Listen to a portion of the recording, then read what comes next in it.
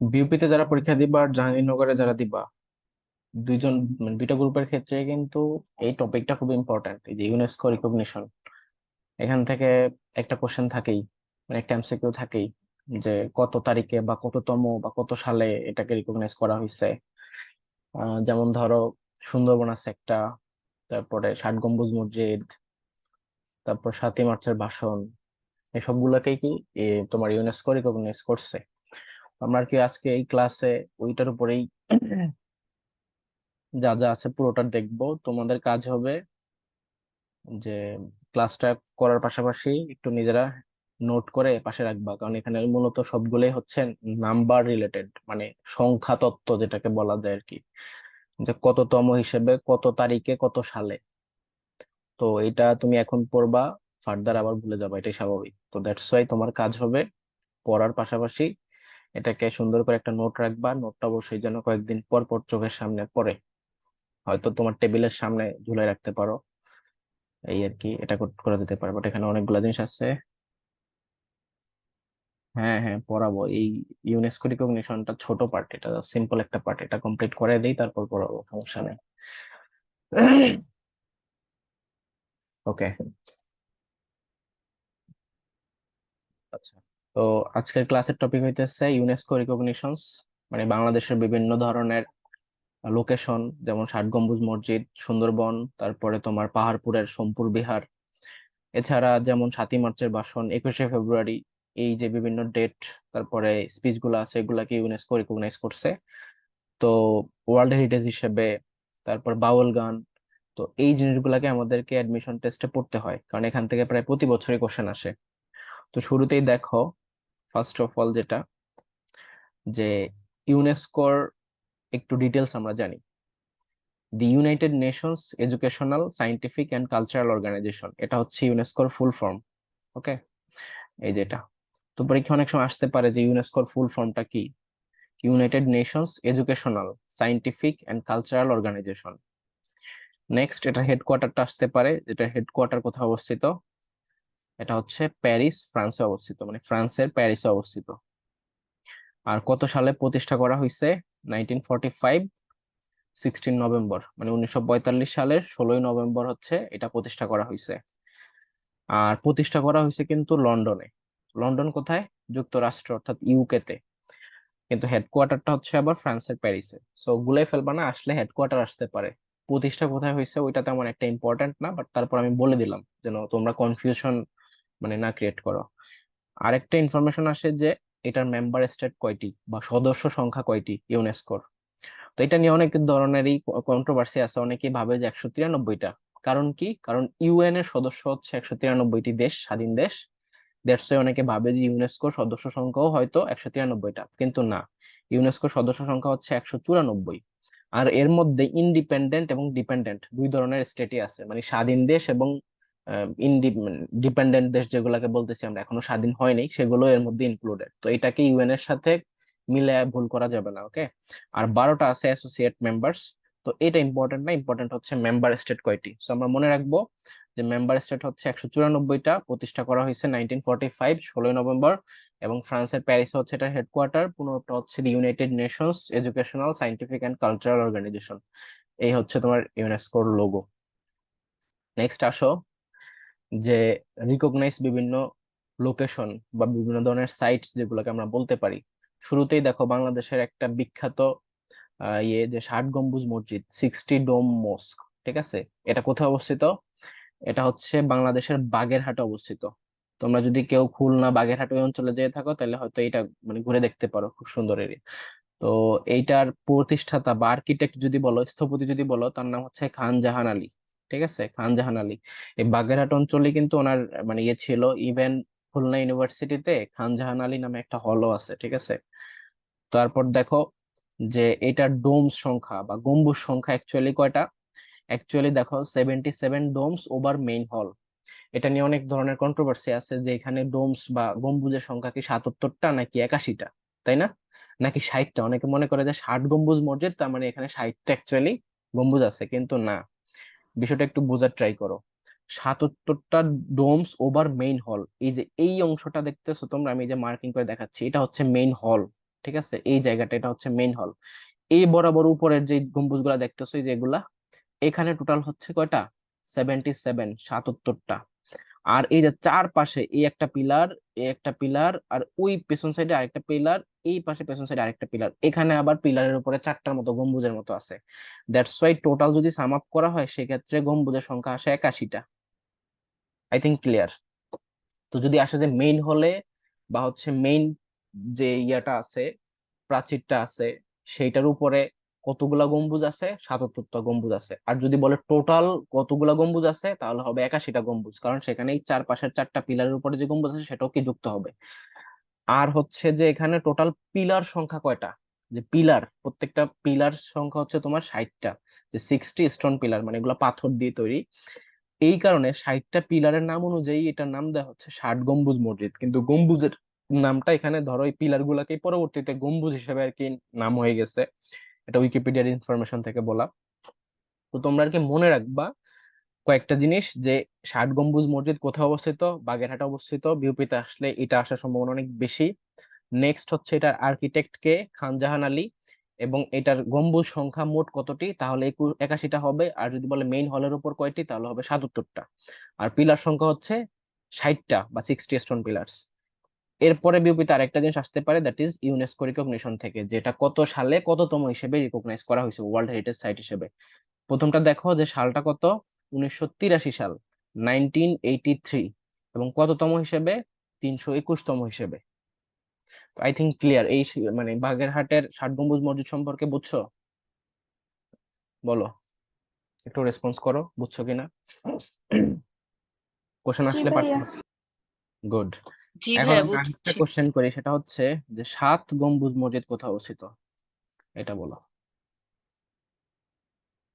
7 গম্বুজ মসজিদ কোথায় অবস্থিত, এটার অ্যান্সার দাও। এটা তো হচ্ছে 60, 6 × 60 ও 60 মানে 60। আর এখন হচ্ছে 6 × 7 ও 7 মানে এই 7 গম্বুজ মসজিদ কোথায় অবস্থিত, পরীক্ষা আসে কিন্তু, দুইটার মধ্যে পার্থক্য আছে। কেউ বলতে পারবা যে কোথায় অবস্থিত 7 গম্বুজ মসজিদ? আমাদের এখানে কারো বাসা মোহাম্মদপুর আছে? Anyone who is from Mohammadpur? তার মানে নাই, থাকলে পারতা। তো এটা হচ্ছে মোহাম্মদপুরে, ঢাকার মোহাম্মদপুরে 7 গম্বুজ মসজিদ আছে। আর জাহাঙ্গীরনগর ইউনিভার্সিটিতে কোশ্চেন আসছে যে 7 গম্বুজ মসজিদ কোথায় অবস্থিত, মোহাম্মদপুর, বাগেরহাট, হাবিববাড়ি, ছিল। সবাই তো বাগেরহাট অ্যান্সার করছে, কিন্তু না, এটা কিন্তু 7 গম্বুজ মসজিদ, নট 60। তো মানে মনে রাখতে হবে। গুড, রশ্মির অ্যান্সার ঠিক আছে। এটা হচ্ছে মোহাম্মদপুর। মোহাম্মদপুর। দেখছো আমার প্যান পেটটা রাইখা আসছি তো ঢাকাতে, এই জন্য মাউস দিয়ে লেখা লাগতেছে কষ্ট করে। নেক্সট আসো, এটা হচ্ছে সোমপুর মহাবিহার বা পাহাড়পুর বৌদ্ধ বিহার, যাই বলো আর কি, দুইটা একই নাম। এই হচ্ছে এটার ছবি, দেখতে পাচ্ছ।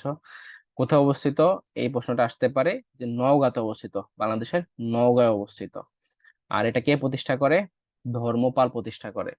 খুবই ইম্পর্টেন্ট, যে সোমপুর মহাবিহার কে প্রতিষ্ঠা করেন, সেটা হচ্ছে ধর্মপাল। কোথায় অবস্থিত, নওগাঁ জেলায় অবস্থিত। এরপরে আসো, যে ইউনেস্কো রিকগনিশন কত সালে এবং কততম হিসেবে রিকগনাইজ করছে। এটা হচ্ছে 1985, মানে তার ঠিক 2 বছর পরে, 1985 সালে এটাকে মানে ওয়ার্ল্ড হেরিটেজ সাইট হিসেবে ইউনেস্কো রিকগনাইজ করছে। এবং কততম হিসেবে, 322তম হিসেবে। এর আগে একটা কততম ছিল, 321তম হিসেবে, বাগেরহাটের 60 গম্বুজ মসজিদ। আর পাহাড়পুরের বৌদ্ধ বিহার হচ্ছে 322তম। সো ডিফারেন্সটা খেয়াল রাখবা, রিলেট করে পড়বা, তাহলে দেখবা মনে থাকতেছে। আর কত সাল, 1985 সাল। খুবই খুবই ইম্পর্টেন্ট। ঠিক আছে, এরপরে আসো, যে সুন্দরবন। আর সুন্দরবনের বিশেষত্ব তো তোমরা জানো, আই থিঙ্ক অনেকে হয়তো ঘুরতেও গেছো। সুন্দরবন কিন্তু কয়টা জেলার উপর দিয়ে গেছে, জাহাঙ্গীরনগরের কোশ্চেন, বলতে পারবা যে কয়টা জেলার উপর দিয়ে সুন্দরবন গেছে বাংলাদেশের? বা পাঁচটা। রাইট, 5টা। 5টা কি কি বলতে পারবা? জি ভাই। বলো তো। খুলনা, তারপরে বাগেরহাট, সরি খুলনা, তারপরে কি, খুলনা, বাগেরহাট, পটুয়াখালী, বাগেরহাট, পটুয়াখালী। সাতক্ষীরা, তারপরে বরগুনা। আর আরেকটা কি আছে, কোনটা বাদ দিছি আমরা? যাই হোক, টোটাল 5টা। এখন হয়তো এক্সাক্ট মনে পড়তেছে না, এই প্রশ্নটা আসছিল, তো তোমাদেরকে আমি যখন ইন ডিটেলস সুন্দরবন সম্পর্কে পড়াবো সেটা তখন ইনক্লুড থাকবে ওখানে। আর এটার কয়েকটা বিশেষত্ব আছে, যে এটা হচ্ছে পৃথিবীর সবচেয়ে বড় ম্যানগ্রোভ ফরেস্ট, টাইডাল ফরেস্ট। আর এখানে এইটার নাম কেন সুন্দরবন রাখা হয়েছে, বলতে পারবা যে কেন সুন্দরবন রাখা হয়েছে? Why it is called Sundarban? হ্যাঁ, রিজন কি? অন্য নামও তো দিতে পারতো, কেন সুন্দরবন দেওয়া হইলো? এটা তো সহজ কোশ্চেন, পারা উচিত। এখানে সুন্দরী গাছ আছে তাই। ঠিক আছে, সুন্দরী গাছ। আমার প্রশ্ন সুন্দরী গাছ না, আমার প্রশ্ন হচ্ছে সুন্দরী গাছের বৈজ্ঞানিক নাম কি, সাইন্টিফিক নাম কি বলো। যারা সায়েন্স স্টুডেন্ট তারা পারা উচিত। আমার মনে পড়ে, আমার একটা ফ্রেন্ড আছে, ও হচ্ছে ওর গার্লফ্রেন্ডের নিকনেম সেভ করছিল এটা দিয়ে, যাতে করে বোঝা যায় সুন্দরী। সো কাইন্ড অফ যে ফ্লার্টিং স্কিল। এরপরে আসো, যে এটা হচ্ছে একটা রামসার ওয়েটল্যান্ডস, ঠিক আছে? বাংলাদেশের রামসার সাইট কয়টা আছে? এটাও খুব ইম্পর্টেন্ট কোশ্চেন, বিউপির কোশ্চেন এটা, বলো। টোটাল রামসার সাইট কয়টা আছে? টোটাল এট প্রেজেন্ট আছে হচ্ছে 2টা। আর একটা হইতেছে তোমার, কি করা হইতেছে, যে আবেদন করছে যে আরেকটা দেওয়ার জন্য, কিন্তু সেটা এখন অনুমোদন পায় নাই। রামসার সাইট, এই যে রামসার কনভেনশন, এটা কোথায় হয়েছিল? এটা হয়েছিল ইরানে। ঠিক আছে, ইরান। এই জিনিসগুলো পড়তে হবে। এখন আসো মেইন পড়াতে, যে সুন্দরবনকে ইউনেস্কো ওয়ার্ল্ড হেরিটেজ সাইট হিসেবে কত সালে কত তারিখে রিকগনাইজ করছে? তো এটা হচ্ছে 6 ডিসেম্বর 1997। খুবই খুবই ইম্পর্টেন্ট, শুধু এমসিকিউর জন্যই না, ভাইভাতেও কিন্তু কোশ্চেন করে এগুলা। ঠিক আছে। আর কততম সেশনে, 21তম সেশনে কততম হিসেবে? 798তম হিসেবে এটাকে রিকগনাইজ করে ওয়ার্ল্ড হেরিটেজ সাইট হিসেবে। তো এই তিনটা হচ্ছে পার্টিকুলার আলাদা। প্রথমটা কি ছিল? বাগেরহাটের 60 গম্বুজ মসজিদ। সেকেন্ডটা কি ছিল? যে পাহাড়পুরের বৌদ্ধ বিহার বা সোমপুর বিহার। আর এখন আমরা পড়তেছি হচ্ছে সুন্দরবন। সুন্দরবন হচ্ছে ওয়ার্ল্ড হেরিটেজ সাইট হিসেবে রেফারেন্স ভুক্ত হয়েছে কততম হিসেবে? 798তম হিসেবে, এবং তারিখটা হইতেছে 6 ডিসেম্বর 1997। ঠিক আছে। আর সুন্দরবন হচ্ছে একটা রামসার সাইট। আর একটা রামসার সাইট আছে যেটা অলরেডি রিকগনাইজ হয়ে গেছে, দুটা বললাম না, আরেকটা কোনটা বলতে পারবা? সেটার সাথে হাওর আছে, মানে নামের সাথে হাওর যুক্ত আছে, এবার বলো কোনটা রামসার সাইট। ইদানিং খুব মানুষ এখানে ঘুরতে যাইতেছে। ঢাকা লোক হাওড়ে তো ইদানিং যাইতেছে না, তোমার ফেসবুকে ইদানিং ছবি টবি দেখতেছো না? কোথায় যাইতেছে মানুষ, বলো? টাঙ্গুয়ার হাওর। ঠিক আছে, টাঙ্গুয়ার হাওর হচ্ছে রামসার সাইট আরেকটা।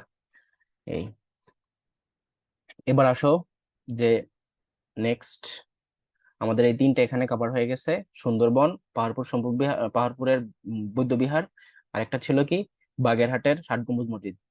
এই তিনটাকে আমি আলাদা এখানে আবার একসাথে দিয়ে দিচ্ছি তোমরা, যাতে করে ইজিলি পড়তে পারো।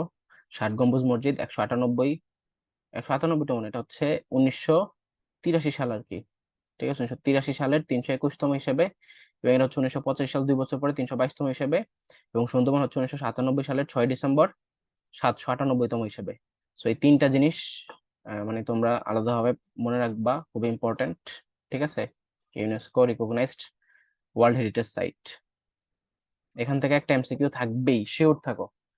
এক্সট্রা আরো কিছু ইনফরমেশন আছে, যেমন ইউনেস্কো সুন্দরবনকে 6 ডিসেম্বর 1997 সালে 798তম বিশ্ব ঐতিহ্য স্থান হিসেবে স্বীকৃতি দেয়। এটা একটা, এটা তোমরা একটু আগে পড়লামই। নিচেরটা দেখো, এটা এখানে ছিল না। যেমন ইউনেস্কো 7ই মার্চের ভাষণ, বঙ্গবন্ধুর যে 7ই মার্চের ভাষণ আছে, ঐতিহাসিক ভাষণ, সেইটাকে 2017 সালের 30শে অক্টোবর, কত সাল, 2017 সালের 30শে অক্টোবর স্বীকৃতি দেয়। ঠিক আছে, এটা খুবই ইম্পর্টেন্ট। এরপর দেখো 21শে ফেব্রুয়ারিকে আন্তর্জাতিক মাতৃভাষা দিবস হিসেবে স্বীকৃতি প্রদান করে 1999 সালের 17ই নভেম্বর। এবং 30তম সম্মেলনে, এবং কয়টা দেশ এটাতে সমর্থন করে? 188টা দেশ এটা সমর্থন করে। যার জন্য তার ঠিক 1 বছর পরেই 2000 সাল থেকে এই সমস্ত দেশে এটাকে মানে পালন করা হয়ে আসছে, 21শে ফেব্রুয়ারিকে আন্তর্জাতিক মাতৃভাষা দিবস হিসেবে। এটা কিন্তু শুধু বাংলাদেশের না, ওয়ার্ল্ড ওয়াইড। ঠিক আছে, তো তিনটা জিনিস এখানে, একটা হচ্ছে সুন্দরবন 6 ডিসেম্বর 1997, 7ই মার্চ 2017 সালের 30শে অক্টোবর, 21শে ফেব্রুয়ারি 1999 সালের 17ই নভেম্বর। এবং এটা জাহাঙ্গীরনগরের প্রিভিয়াস ইয়ারের কোশ্চেন, যে বাউল গানকে কত সালে হেরিটেজ অফ হিউম্যানিটি হিসেবে স্বীকৃতি দেয় ইউনেস্কো? সেটা হচ্ছে 2005 সালে। তো এই কয়েকটা ইনফরমেশন তোমাদেরকে মনে রাখতে হবে।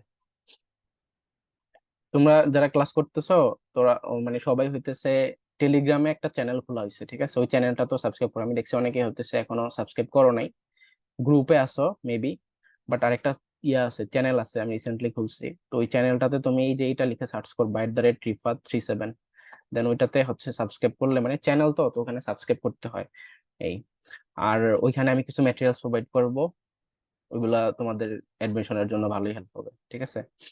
এখানে আসো এবার। নেক্সট যে জিনিসটা, এই সেটটা আমি দাগানো কপিটি তোমাদেরকে দিয়ে দিব। এই যে একটু পরে আমার আবার আজকে হইতেছে সর্দি লাগছে, তো এই জন্য কথা বলতে পারলাম।